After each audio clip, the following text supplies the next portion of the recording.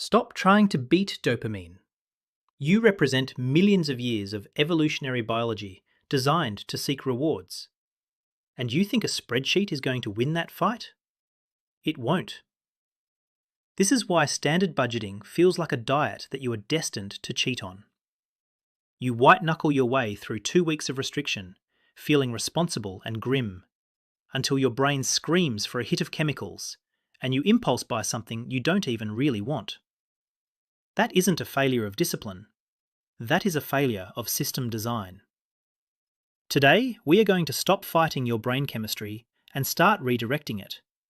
We are building a dopamine budget. This is a system that bakes in guilt-free spending on purpose, protecting your savings rate by hacking the very reward system that usually drains your wallet. I used to view money as a binary switch. Either I was saving, which felt like winning but looked boring, or I was spending, which felt good for exactly 8 seconds and then felt like losing. The result was a weird mix of having savings but feeling guilty every time I bought a sandwich. If that sounds familiar, you are in the right place. We are going to cover the neuroscience of why spending feels good, the math behind the fun line item, and exactly how to set up sinking funds that act as pressure release valves. If you want to master the psychology of money, not just the math, subscribe to the channel. Let's get into the wiring of your brain. Let's start with the hardware. Your brain has a reward system that runs on dopamine. It is the chemical of motivation and seeking. A lot of people think dopamine is about pleasure, but neuroscientists will tell you it is actually about anticipation. It is the craving, not the having. When you see an ad for a new gadget or a vacation, your brain lights up with possibilities. That Add to Cart button is designed to trigger that specific circuitry. It is comparable to the neural pathways activated by eating sugar or gaming. The problem is that the modern economy has weaponized this. Every app, every notification, and every one-click checkout is an engineered trigger designed to hijack that loop. You see the trigger, you feel the urge, you click buy, and you get the hit. We have data on what happens when you combine this biology with credit cards. Research from MIT Sloan found that using credit cards actually sensitizes the reward networks in your brain. It is like stepping on the gas. When you pay with cash, the pain center of the brain lights up. It literally hurts to part with the physical paper. But when you swipe or tap, that pain is anesthetized. The study showed that people aren't just numbing the pain, they are amplifying the reward. This leads to a measurable increase in spending volume. If you are using frictionless tech, saved cards, Apple Pay, one-click ordering, you are removing the only pause button your rational brain has. You are fighting a chemical war with a squirt gun. Here is the twist that makes this cycle so exhausting.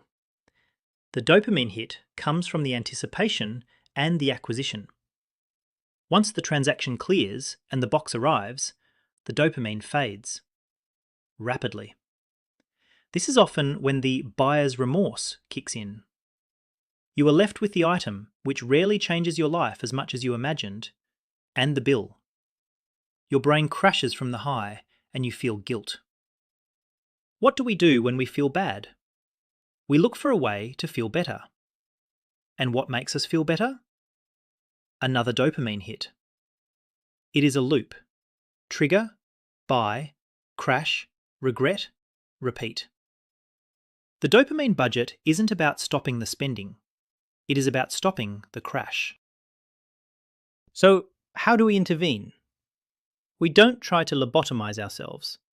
We accept that we need dopamine. The protocol here is to choose where the dopamine comes from. Instead of getting a cheap, regret-filled hit from a random Amazon purchase at 11 p.m, we're going to engineer high-quality, guilt-free dopamine hits from planned spending. We are going to build a system where the anticipation is focused on things you actually value, and the spending is pre-authorized. When you spend money you have specifically set aside for fun, there is no hangover. There is no crash. There is just the enjoyment of the thing. We are going to move from reactive spending to proactive allocating. But before we build the buckets, I have to warn you about the most common mistake smart people make. You might think the solution is to just budget tighter, to cut out everything fun until you are rich. I have run the numbers on that strategy, and I can tell you exactly where it ends. It ends with you binge spending thousands of dollars and quitting your budget entirely. Let me show you why guilt-free spending is actually a defensive strategy for your wealth. Classic budgeting advice is obsessed with what you can't do. Don't buy the latte. Don't eat out. Don't travel until you're debt-free. Ramit Sethi calls the people who follow this optimizers. They tighten the screws so hard that they end up underspending on joy. They have a high savings rate for 3 months, but they are miserable. And misery is not a sustainable financial strategy. If your budget feels like a punishment, your subconscious will sabotage it. You will find a reason to treat yourself that blows up the whole plan. We need to flip the script. We need a line item in your budget specifically labelled fun, and it needs to be non-negotiable. Let's look at the benchmarks. Sethi recommends allocating 20 to 35% of your take-home pay for guilt-free spending. That sounds high to a lot of frugal people. If you are following the 50-30-20 rule, that is the 30% for wants. Now, obviously, if you have high-interest credit card debt, that number needs to come down temporarily, maybe to 10 or 15%. But it should never be zero. Even in a debt emergency, you need a pressure release valve. The math works like this. You secure your needs, 50%, and your future investments, 20%, first. Those are fixed. The variable is the guilt-free money. By giving yourself a hard cap of, say, 30%, you are actually protecting your savings. You are defining the sandbox you can play in. Here is the psychological twist. When you define this number, spending stops being a moral failing. If you have allocated $500 a month for dining out, and you spend $100 on a Tuesday night dinner, you haven't failed. You have executed the plan. This destroys the guilt loop. The money was already spent in your mind the moment you allocated it. Financiel describes this as money you can use without hesitation. It changes your internal monologue from, "I shouldn't buy this," to, "Is there money in the fun bucket?" If the answer is yes, you have a green light. It turns a stressor into a simple administrative check. So right now, I want you to pick a number. If you are in aggressive debt paydown mode, start with 10% of your take-home pay. If you are coasting and hitting your savings goals, maybe it is 20% or 30%. Write it down. This is your dopamine allowance. It is not leftovers. It is not whatever is at the bottom of the checking account. It is a priority bill you pay to your own sanity. Automate the transfer of this money to a separate checking account or a set of digital envelopes. Segregate it from your rent money. When it is mixed with bills, it feels dangerous to spend. When it is sitting in its own fun account, it feels like an invitation. Now, you might be thinking, "Tom, I don't have extra money for a dopamine allowance." And I hear you. But this is where conventional wisdom is wrong. I'm going to argue that you are already spending this money. You are just spending it on things you don't care about, in moments of weakness. We are about to audit your spending, not to cut it, but to concentrate it. We are going to take the scattered, low-value dopamine hits and combine them into massive, high-value rewards. Let's talk about sinking funds. In accounting, a sinking fund is money set aside to pay off a debt or bond. In our world, it is a dopamine battery. Instead of one big fun bucket, we are going to break your allowance into specific pots for things that light you up. Travel, tech upgrades, concert tickets, a new tattoo, whatever it is. You are going to create a digital pot for each of these. Most banking apps allow this now. You are taking that abstract 20% allowance and giving it a job. This taps into the anticipation circuitry we talked about earlier. Watching a Japan trip fund grow from $0 to $3,000 is a slow burn dopamine release that lasts for months.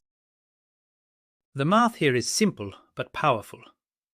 If you have $400 a month for guilt-free spending and you blow it on $13 lunches and random Amazon purchases, it disappears without a trace. You got 30 mini hits of dopamine that you forgot 10 minutes later. But if you channel $300 of that into a dream vacation pot, in 10 months you have $3,000. You have traded 300 forgettable sandwiches for a life-changing experience. That is an arbitrage of happiness. You are trading low-value consumption for high-value experience without spending a single extra dollar. One FIRE, Financial Independence, Retire Early, user on Reddit noted they allocate 20% of their income specifically to these pots, rolling over whatever they don't use. It builds up fast. The magic of the specific pot is the permission slip. When you pull money from your general checking account to buy a $400 gaming console, your brain winces. It sees the balance drop. It wonders if that money was needed for the electric bill. But when you buy that console from a pot labelled gaming that you have been filling for 4 months, the feeling is pure victory. You are closing a loop. You planned, you saved, you executed. There is no buyer's remorse, because the decision was made 4 months ago by your rational brain, not 5 minutes ago by your impulsive brain. This aligns your spending with your identity, which is the ultimate goal. Here is your protocol for payday. Step 1. The money hits your account. Step 2. Automated transfers go to your needs and your investments. That is the safety layer. Step 3. The remainder moves immediately into your dopamine pots. Do not let it sit in your main checking account. If it sits there, it will get eaten by groceries and gas. Move $100 to travel, $50 to gadgets, $50 to dining out. Treat this transfer as an expense. The money is gone. It is spent. Now, when you look at your checking account, you see a smaller number, which forces you to be disciplined with your groceries. But you know you have a stash of fun money waiting for the right moment. This separation is the key to the whole system. We have the system, but we still have a problem. How do you know what to make pots for? This sounds like a silly question, but most of us are terrible at knowing what actually makes us happy. We spend money to impress people we don't like, or because we saw an influencer with a nice kitchen. If you fill your dopamine pots with things society tells you to want, you will still end up feeling empty. We need to apply the hell yes test. Values-based budgeting is the idea that your spending is a reflection of who you are. Research from Truist and M1 Finance shows that when people align spending with core values, financial anxiety drops. But you have to be honest. Maybe you don't care about travel. Maybe you hate travel. But you love high-end gardening equipment. Great, that is your value. Maybe you don't care about cars, but you love trying new restaurants. The goal is to be mercilessly cheap about the things that don't matter to you, so you can be extravagant about the things that do. Most budgets fail because they try to be mediocre at everything. I want you to be selective. Let's run the numbers on being selective. If you cut your spending on clothes, cars, and cable, things you might not care about, you might free up $400 a month. That is $4,800 a year. That is a serious hobby. That is a specialized coaching program. That is a trip to Europe. By cutting the meh spending, you fund the wow spending. You aren't depriving yourself. You are reallocating resources from things that give you a 2 out of 10 dopamine hit to things that give you a 10 out of 10 hit. You are maximizing the dopamine per dollar ratio. This is how you can feel rich without actually earning more money. You just stop buying the stuff that doesn't register on your happiness meter. When you spend on your values, you are reinforcing your identity.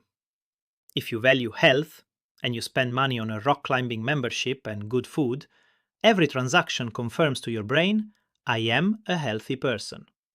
That feels good. It creates a positive feedback loop.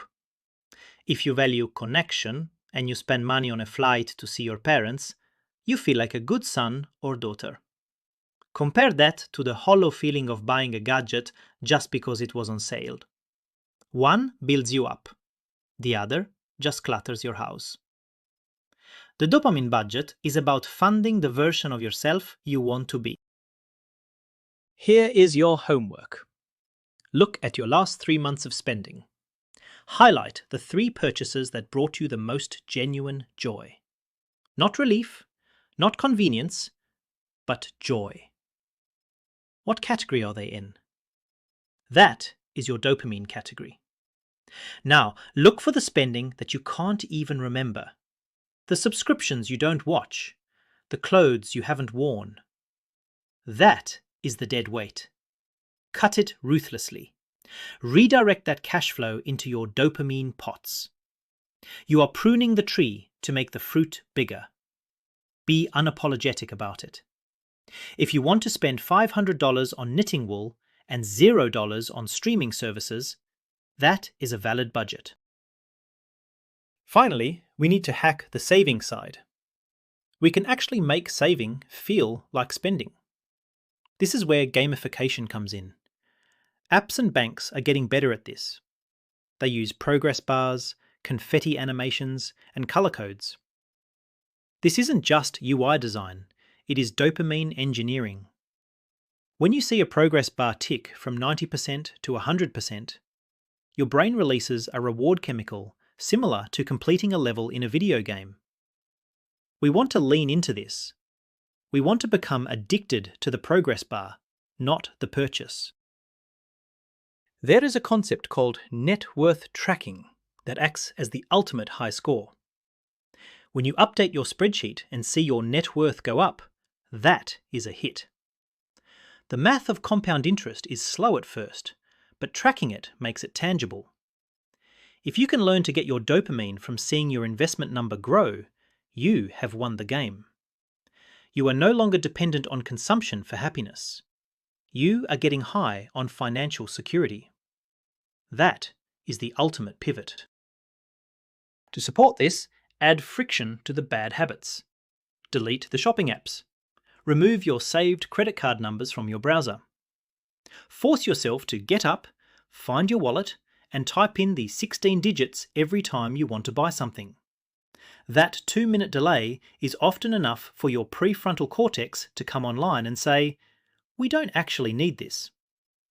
We are slowing down the bad loop so the good loop, the values-based pots, can take over. The goal of the dopamine budget is not to turn you into a robot. It is to acknowledge that you are human. You need rewards. You need fun. And you need to feel like you are living life today, not just saving for a retirement that is 40 years away. By carving out that 20 or 30%, by labeling it, and by spending it without guilt, you protect the rest of your money. You stop the binge-purge cycle. You start trusting yourself again. So, set up the pots. Name them something exciting. And go spend that money. You earned it. Thanks for watching, and I'll see you in the next one.